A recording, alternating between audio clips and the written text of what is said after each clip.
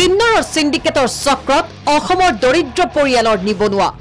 সংস্থাপনৰ লোভেৰে বহিৰাজ্যলৈ নিয়া যুৱকক কিন্নৰলৈ ৰূপান্তৰ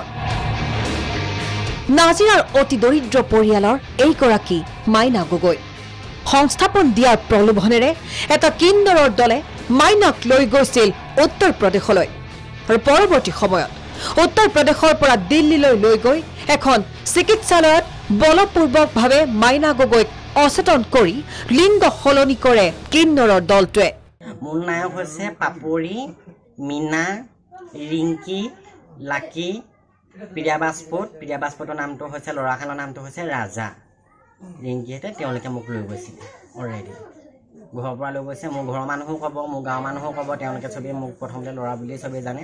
যেতিয়া তেওঁলোকে মোক তাত জেণ্ডাৰ চেঞ্জ কৰাইছে এতিয়াতো মইতো ল'ৰা হৈ থাকিব নোৱাৰোঁ কাৰণ কেলৈ মই কেনেকৈ মই ল'ৰা সমাজত যাব পাৰিম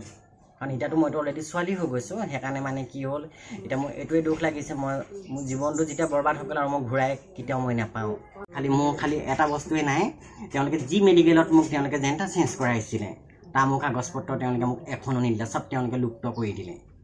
আৰু তেওঁলোকে মানে কি হ'ল তাত মনে মনে জেণ্ডাৰ চেঞ্জ কৰাই গৈ পিনি আৰু তেওঁলোকৰ ইয়াত আহি পিনি বেজী লৈ ইনজেকশ্যন লৈ পিনি তেওঁলোকে ছোৱালীজনী ইয়াত খাইছে চব ল'ৰাই হয় প্ৰথমতে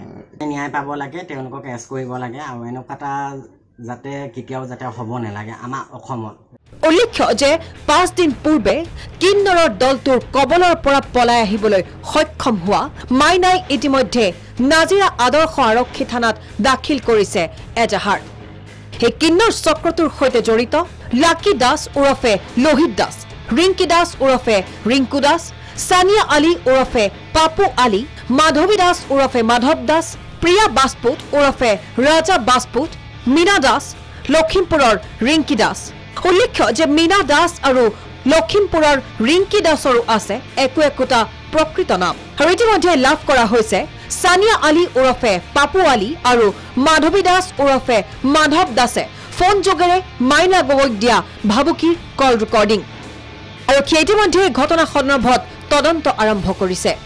নাজিৰাৰ পৰা অশ্বিনী খণ্ডিকৈ প্ৰাগ নিউজ।